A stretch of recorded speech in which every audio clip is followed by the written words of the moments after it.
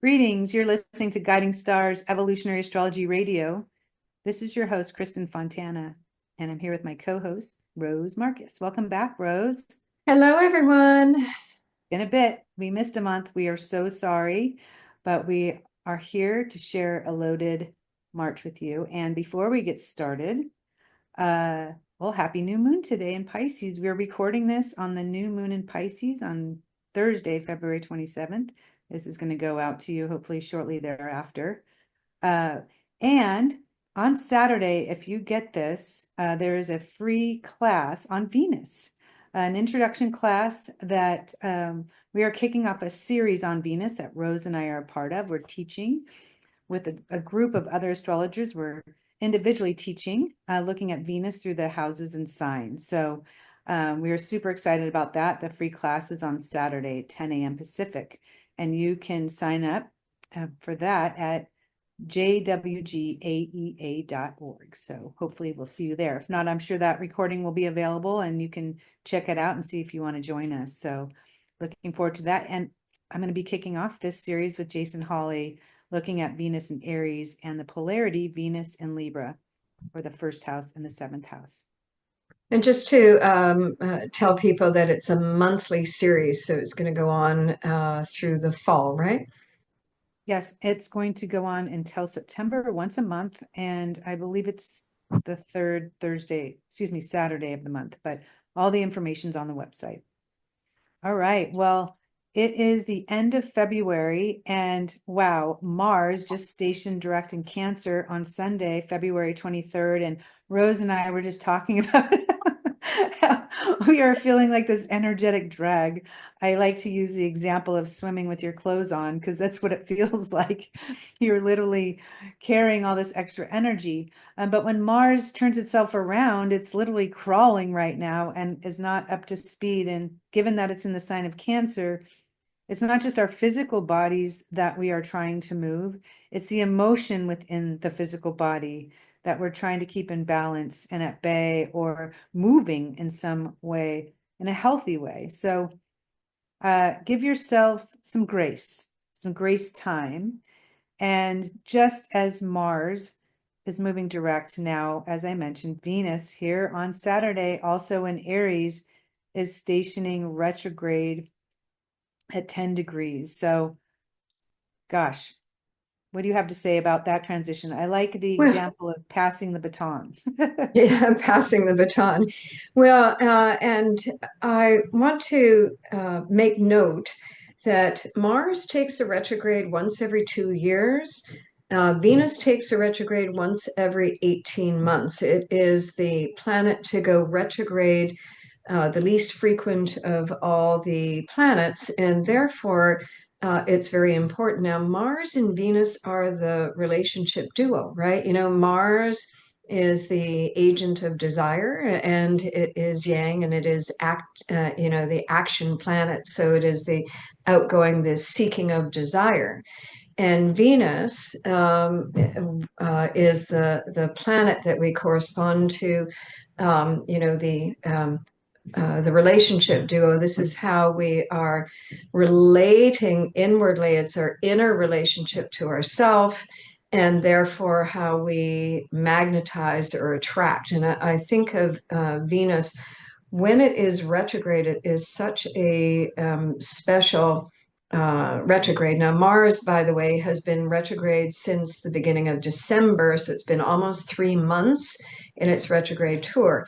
Venus will be retrograde for 6 weeks from March 1st until, I've forgotten, is it April 12? I think it is, in retrograde.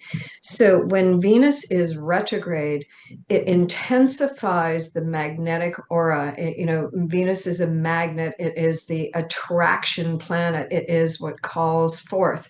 And so it densifies the energy field around you in terms of what it is calling forth.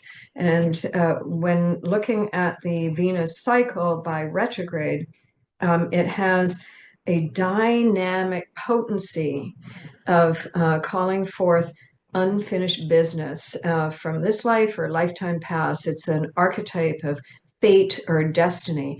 And that's because of that intensification piece of what it is that you are resonating with on the inside becomes the basis of your aura, your magnetic attraction, like attracting like. So if there's something that you have been wrestling with or something that you don't feel complete with during this cycle, you are energizing it towards you. And that can be in actuality, but it can also be an internal process that you go through as well too, right? So it is quite a dynamic archetype. Now, what is amazing about this particular Venus retrograde, and it starts in Aries. So it's going to retrograde in Aries, and Aries is the sign archetype that Mars rules. So it's like this double statement here on what is it that you are, what are instincts and impulses conveying to you? This is about, Mars, the action archetype. This is how we embody soul desires, and we embody soul desires through our instincts, impulses. And this is, in action. I always think of the Aries archetype like the little wind-up toy. As you wind it up and you put it down, it's no longer there anymore. It's already gone, right? It's already Yeah. moving forward, right? And as Venus goes retrograde, it is kind of reconvening on that. It is evaluating inwardly. What do I want? What do I need? How am I approaching this? And am I approaching it in the right way, or does something need to shift? What is shifting? I think this Venus retrograde is already saying something is shifting inside of me, and I have to figure out exactly what that is. Venus retrograde is a really important reevaluation cycle. That's the main thrust of it right there. Mhm. Yeah, I love that so much. I mean, I really feel with Mars retrograde in Cancer, because we're all forced into our emotional body with that as that energy inverted.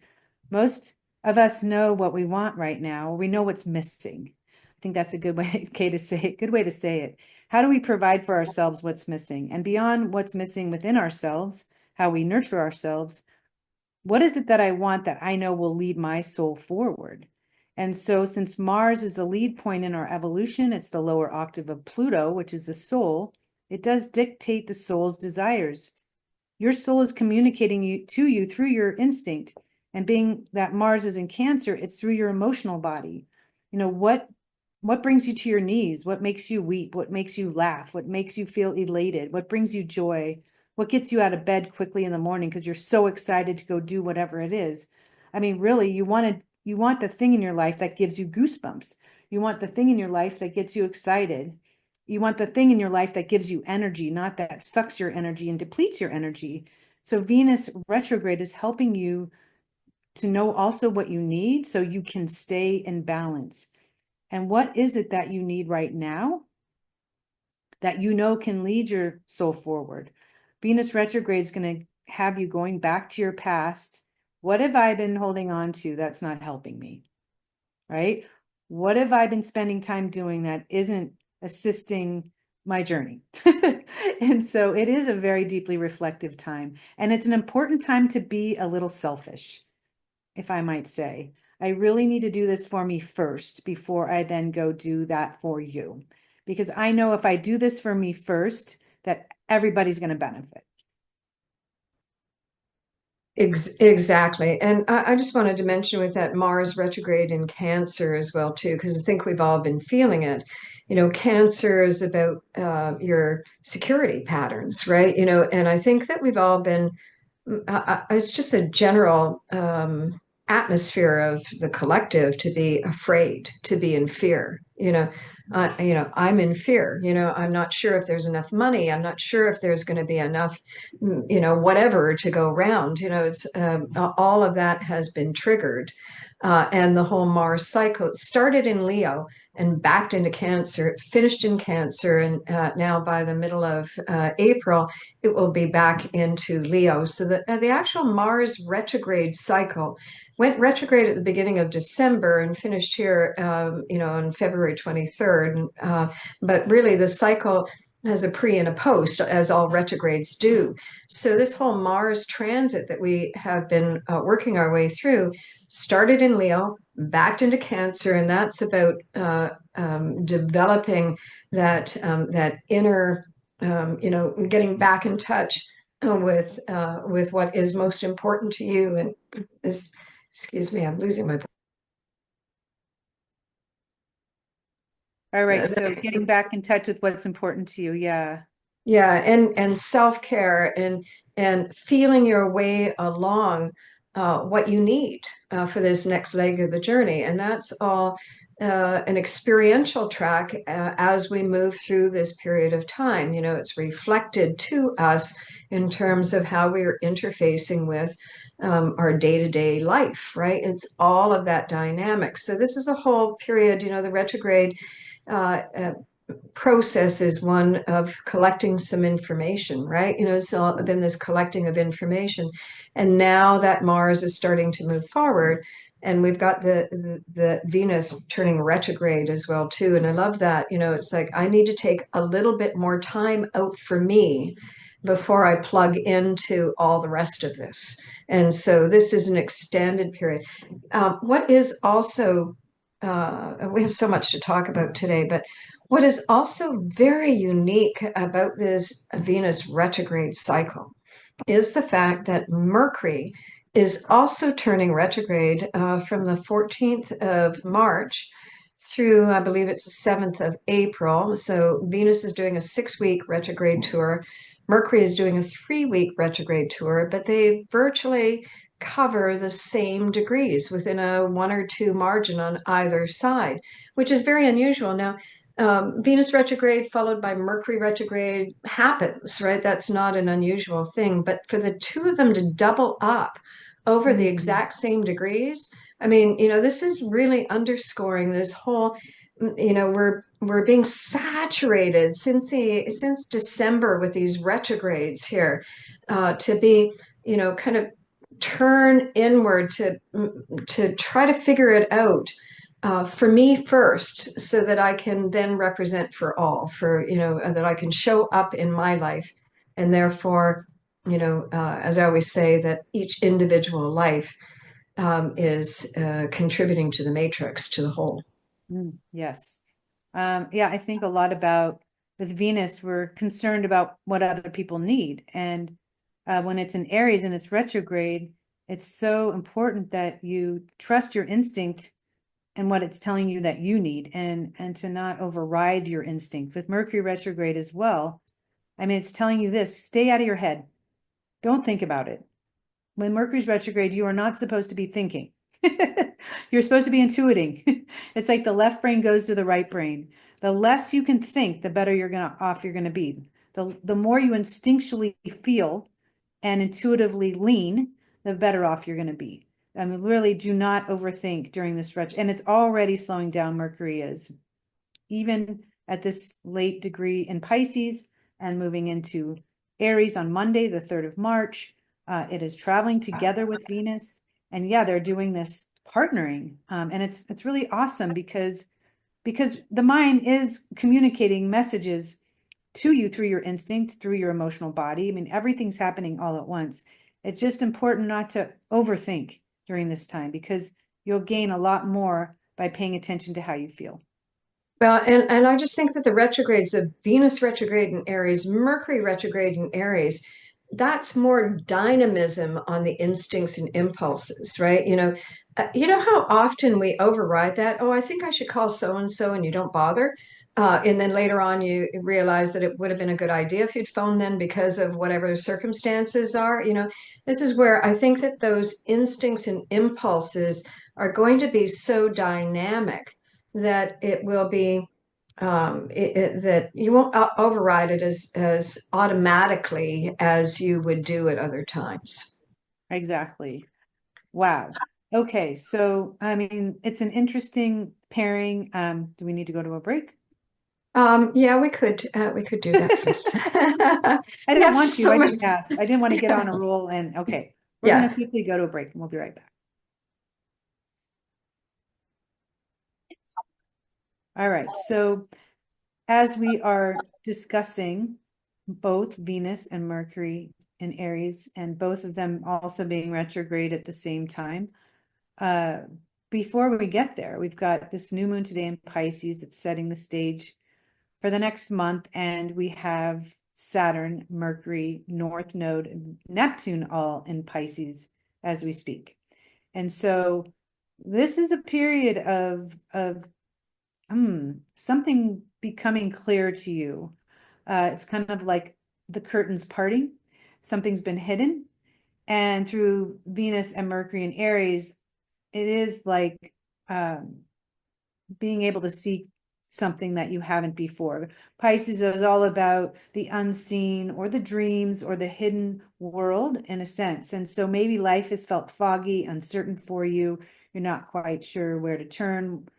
Maybe you haven't heard from somebody that a company you interviewed with, and you're wondering and waiting, and everything feels so uncertain. And that can create a lot of fear in us. And Saturn is in Pisces as well. And so I do feel with this transition on Saturday and then on Monday, the 3rd, as we move into March, even though there are retrogrades, things will become more clear. How do you feel about that? Well, that's exactly it.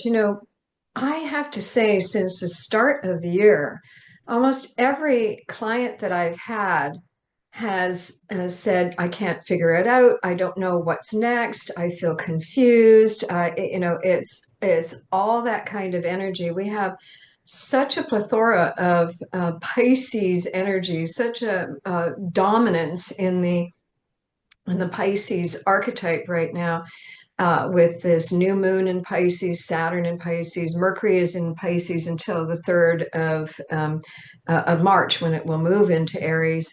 And we have the North Node there as well too. And Pisces, it is all that nebulousness, but when it's being triggered at this level, it is revealing or exposing, right? And I've said this before, I think, Saturn in particular, Saturn in Pisces, that's a dissolving influence. Saturn is the structure of anything, right? A structure of your reality or so on, structure of your consciousness. As it's dissolving, dissolving, dissolving, what it is revealing is the potential that is on brew, that is getting to its time is ripe moment. Saturn deals with the archetype of time, right? So as we're letting go, relinquishing, surrendering, which are, the Pisces archetype here, that which is teeming with life but has not yet surfaced, is getting ready to do exactly that. And this is really, and Neptune is finishing up also too in the sign of Pisces, and they're all around the North Node. The North Node is what we reference as the evolutionary forward. This is, kind of the point of our next, our next task, or our next, the next leg of the journey. And Pisces is an archetype of potential. So what we have here is potential, potential, potential, potential. And I always think of Pisces like the ocean, all the ebb and flow of the various waves that are going on in the ocean, all the teeming with life in the ocean.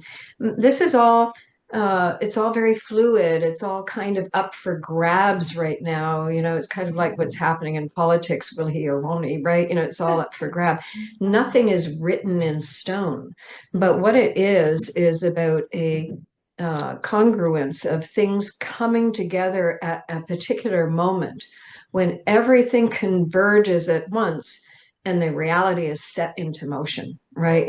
So that's how this Pisces works. It's going to be nebulous, nebulous, nebulous until it kind of clicks, and that's the dynamic there. I want to tell you, There was a healer that was in my city who was renowned. He could do this incredible.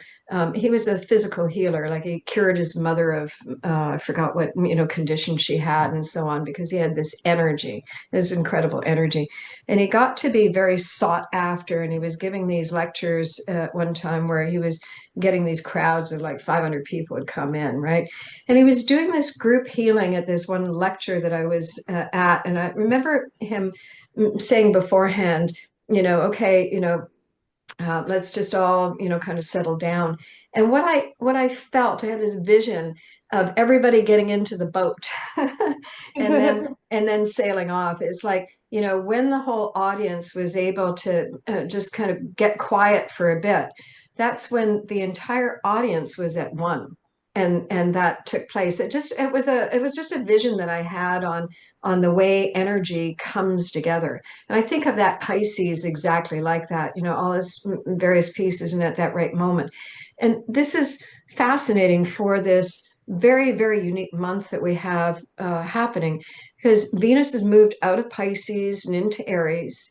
Mercury is going to move out, and that happened in February. And Mercury is moving out of Pisces and into Aries starting on the 3rd of March. And then Mercury does retrograde on the 14th. On the 27th of March, Venus will back into Pisces. And on the 29th, and we have an eclipse on that date as well, too, Mercury will back into Pisces. So once they finish their retrogrades, they're going to go back into Aries.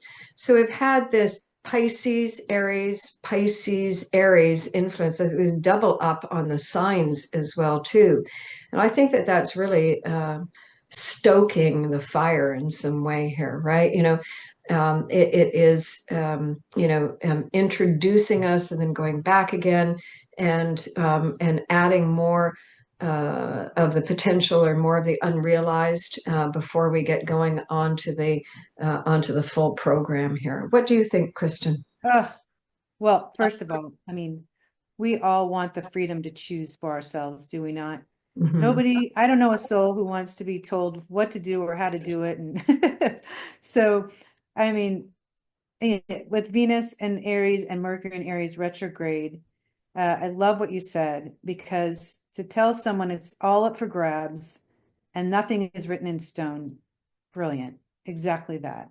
So to give us that freedom, to give all of us the freedom to choose something new, to choose something different, and to choose something that energizes your soul from the inside out, not an old pattern, not something that looks familiar. And believe me, you and me, we know, Rose, that April's loaded. I mean, Uranus is supremely positioned to a whole stellium of planets in Pisces. So who knows what's going to happen? And believe me, we don't even know. As astrologers, we don't know, because it's a Uranian event. We've got 2 eclipses coming as well.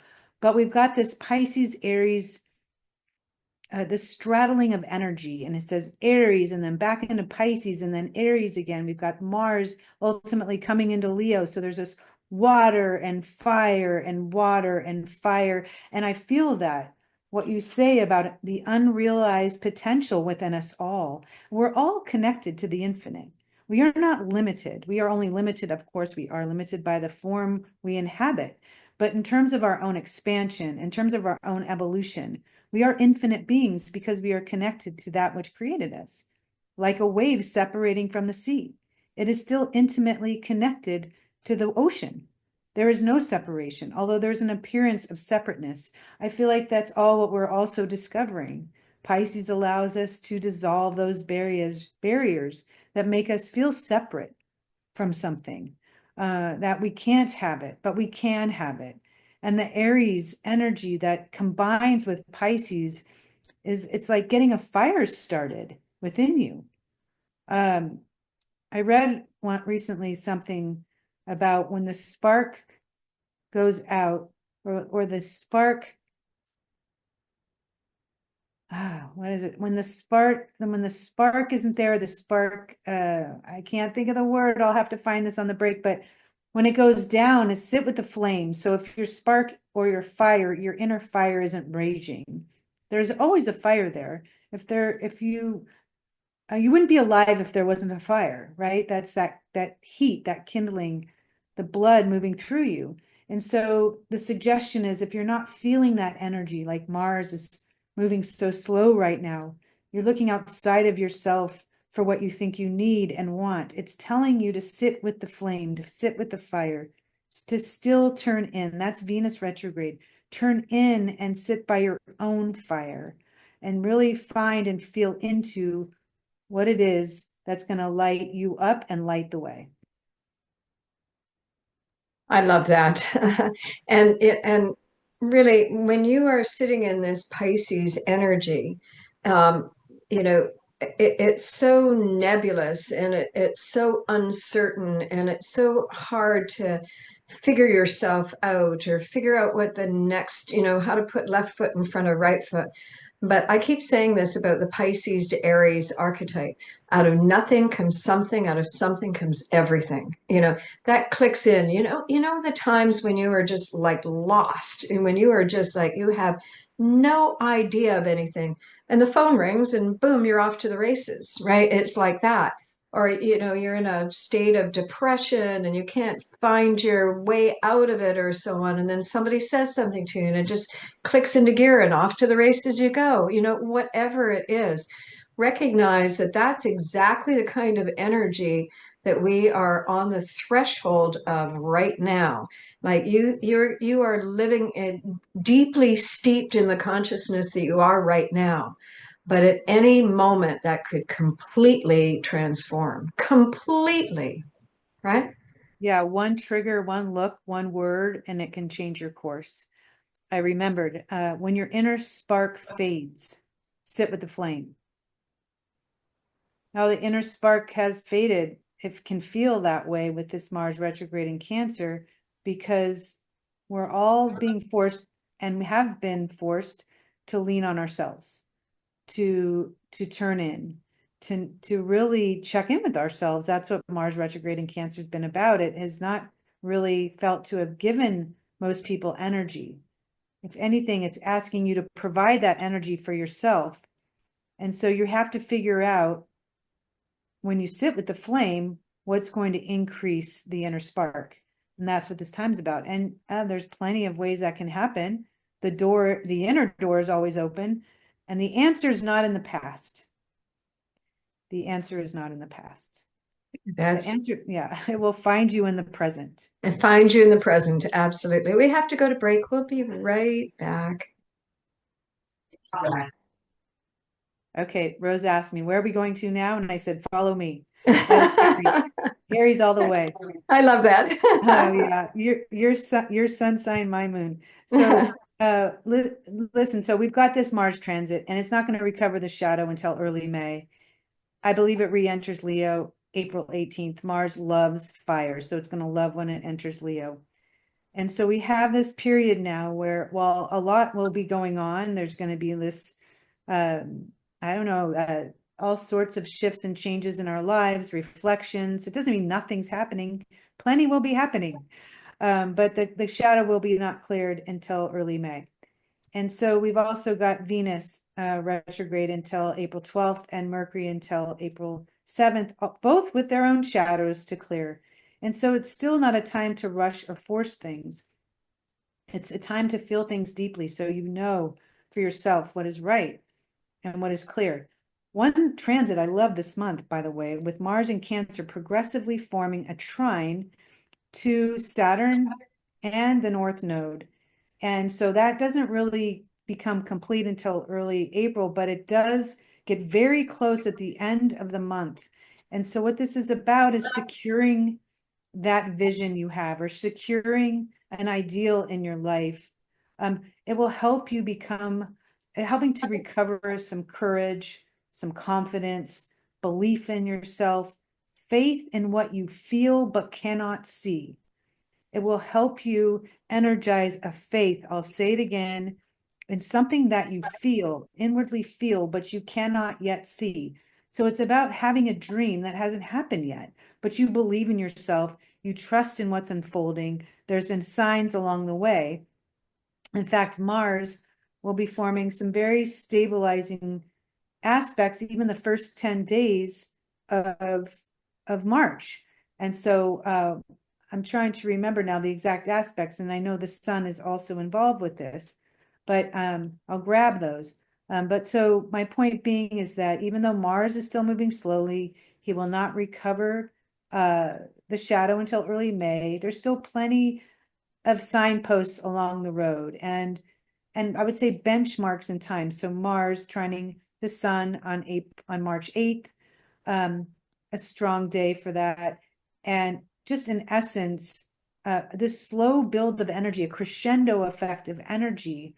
It's honestly like a magnetism. It's like the pull when you're out in the water and you're wanting to catch a wave. There's a current that comes and it just lifts you up, and it encourages you to paddle toward that coming wave, that swell that's coming. And now it's going to be up to you to decide, which wave do I want to catch? The dinky one right there? Do I want to wait for the bigger one? Do I want to take a risk now? Do I really trust that I can ride that bigger wave now? Let's go. And so you feel the encouragement of the current beneath you because it's lifting you up and encouraging you to paddle further. And so I'm looking forward to this energy. Yeah, Swell. that energy is holding for a while, and these retrogrades, I think that we get so bombarded by the outer world, right? You know, so we do too much outer referencing, and these retrogrades are giving us the opportunity for that internal referencing, and Venus in particular is getting back in touch with what is essential for you, and so forth, and that. It is the seventh when Sun is trining Mars, and on the 12th of March, the Sun is conjunct Saturn.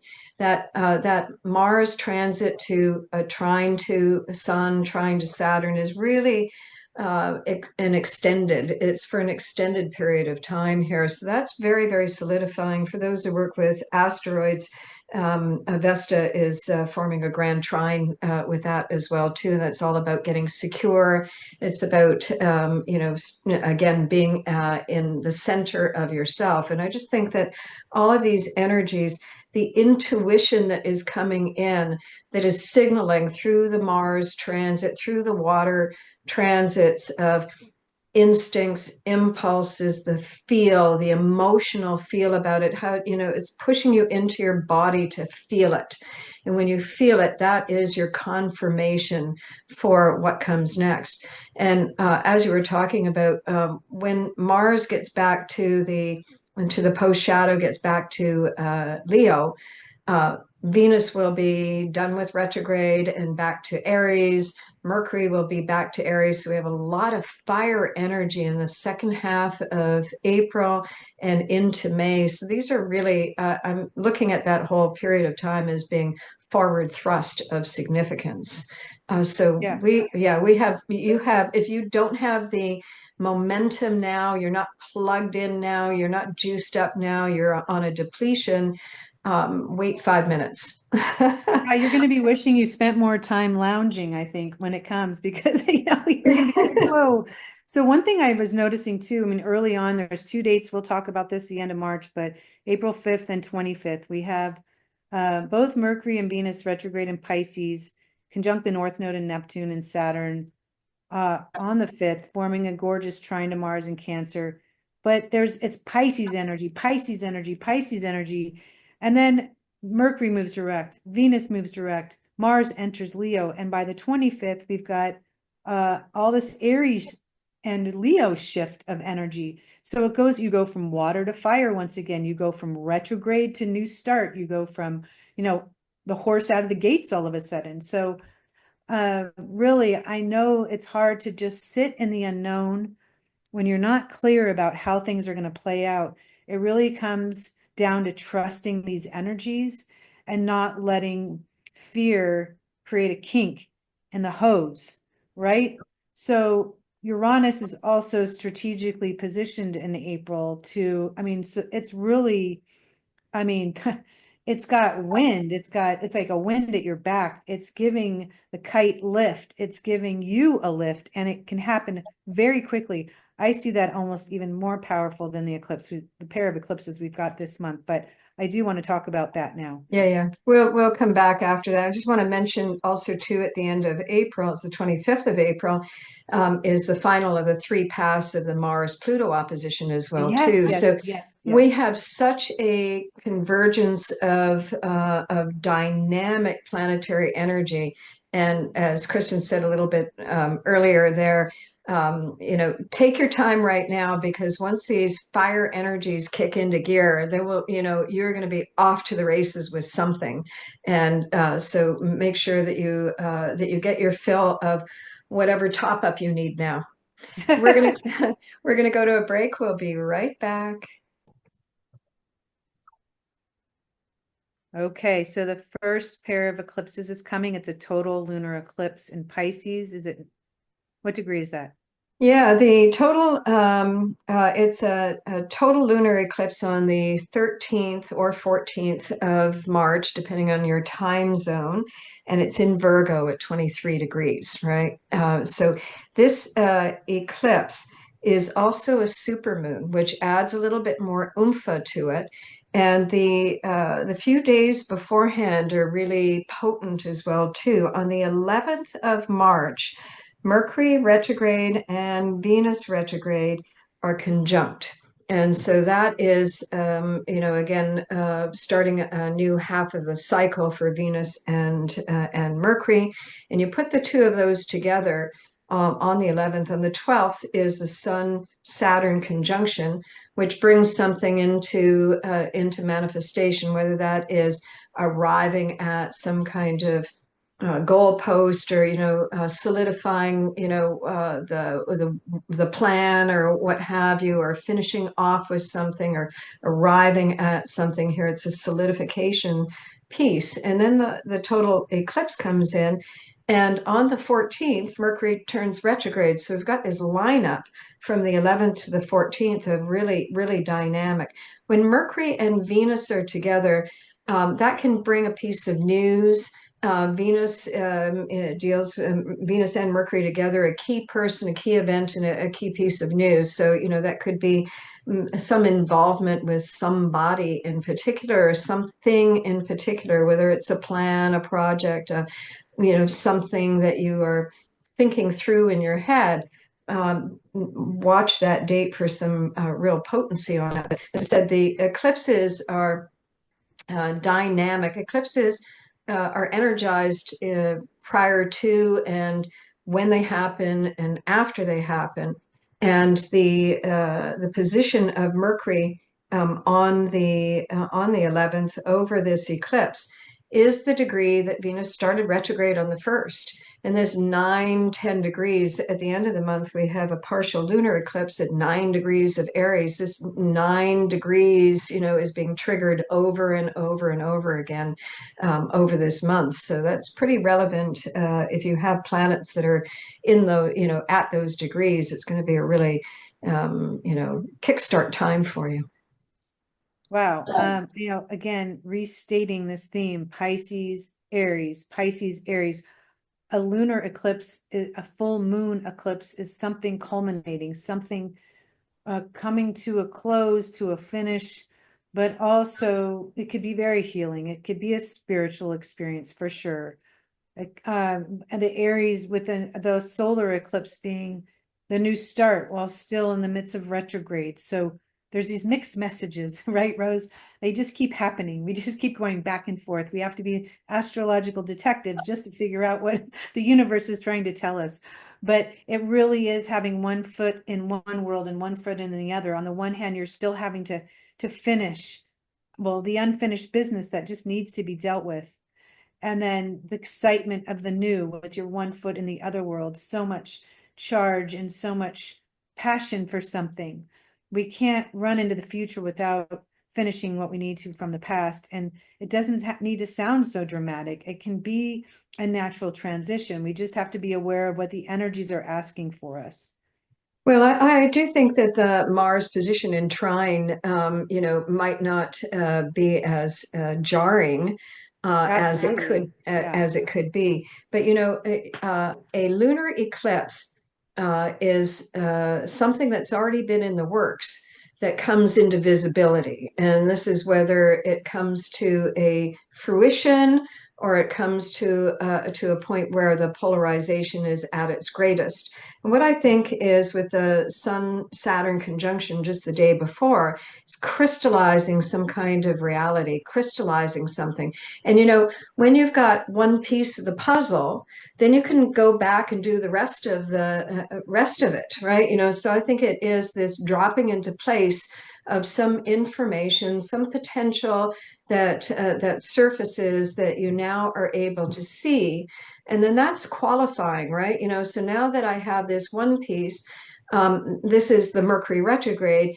I've got that one piece in place, and now I've got to go sort out the rest of it that is loose ended or that is unfinished or so on. So this is what I think happens. I was thinking about this Aries Pisces thing, and I have this vision of the lawnmower that you use with the drawstring, and you're kind of doing, and you Yeah. have to do it a few times before it kicks over and the motor is running. As things move into Aries, it's kind of like a test pilot or a test drive, and immediately knowing what works and what doesn't, right? So this is giving some information that can shorten your experimentation, is what I think with this, and it clarifies things. Well, now that I know this, then I can go back and sort out the rest of it. Absolutely. I mean, you know me, I'm always loving wherever Mars is if it's in support. So we do like to know, of course, that Mars is well positioned not only to the eclipse with the trine there, but also in a supportive position to Uranus. Because when Mars is in stress to Uranus, we can be stressed out. You I mean, bet. we can feel that anticipatory anxiety without knowing why. When Mars is in support with Uranus, we can be more objective. Even if events are going on in our life around us, we're not as reactive. We're more responsive. We're objective. We know what to do. We know where to step. We know what comes next. And that is the best feeling of all. And in the heat of things, if that's in fact what it comes to be. I mean, the eclipses for all of us will manifest in ways that our soul needs either to become aware of something, awake to something. They're evolutionary shoots of their own.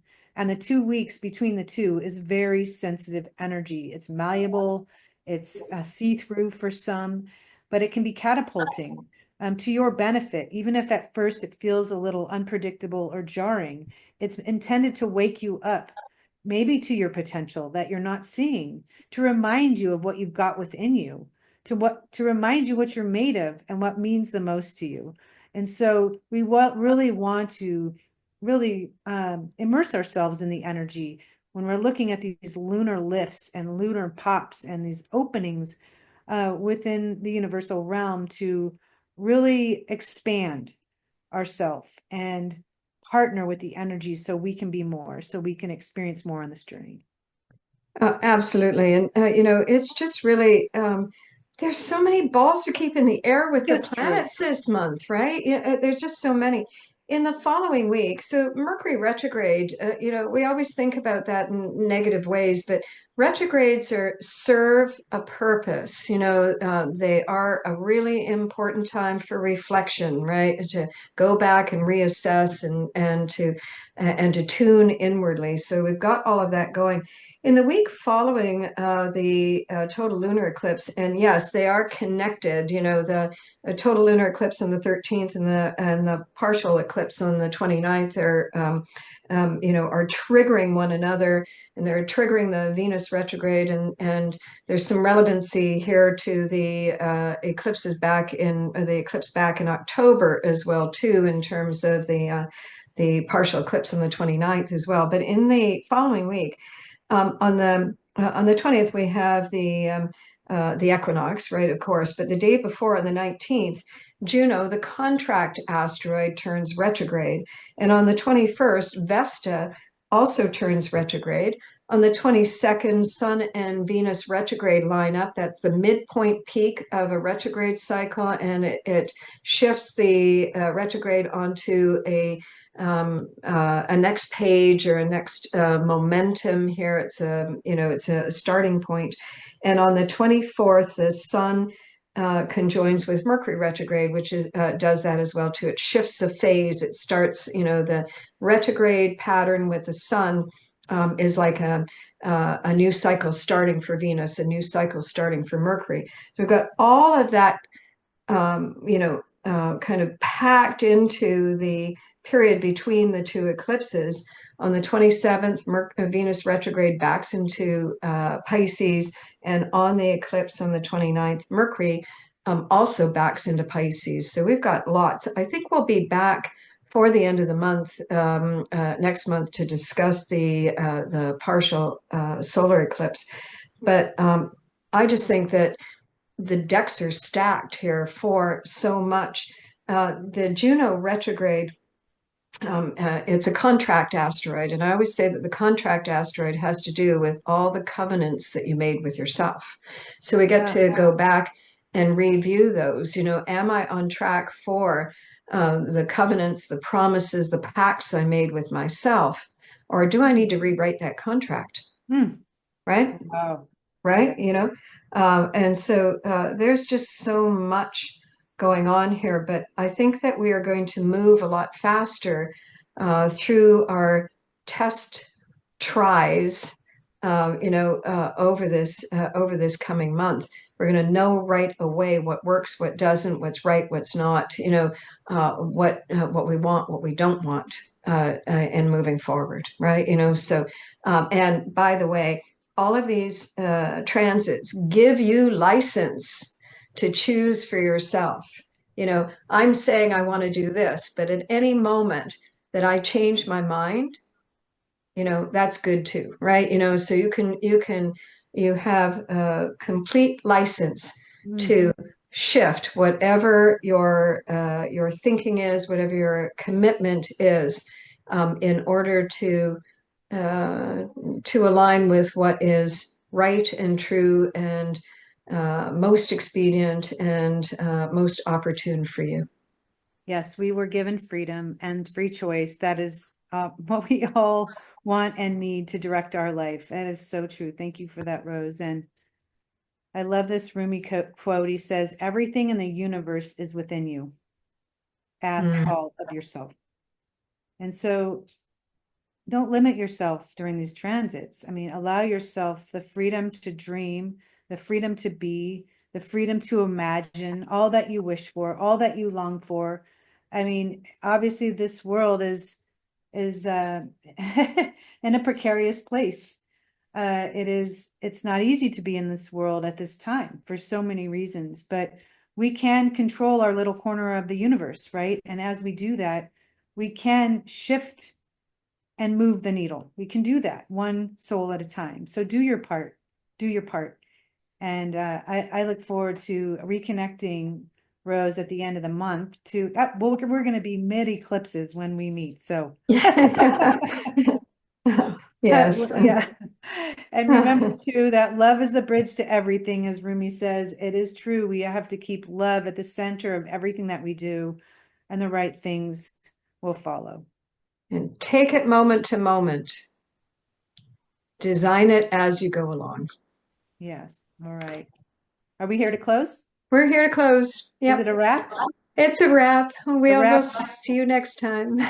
All right. Thank you so much for joining us, and hope to see you at this Venus series seminar, www.jwgaea.org, if you want to sign up for that and share some space with us. Until next time, namaste.